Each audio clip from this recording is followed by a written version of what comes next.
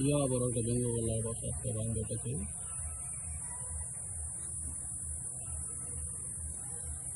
সেই ভেঙে বললা বাসাটা আমরা সব বাসা বললা থেকে ব্যতিক্রম বাসা এটা যেটা দেখতে পাচ্ছেন বললা কীভাবে ঢুকেছে আস্তে আস্তে গুহার ভিতরে।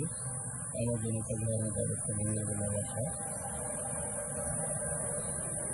আসলে ভেঙে বললা বাসা কামড় দেশে বোঝাই কামড় দেখে বসে জ্বর হয়ে যাবে। যাবে একটা স্টেপ নিলাম আগুন জ্বালাবো যাবে লম্বা বাস।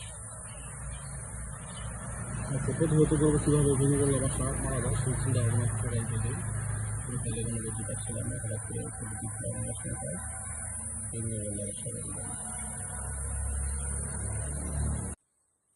অবশেষে ভেঙে বললা বাসা ভাঙার জন্য সক্ষম হয়েছি।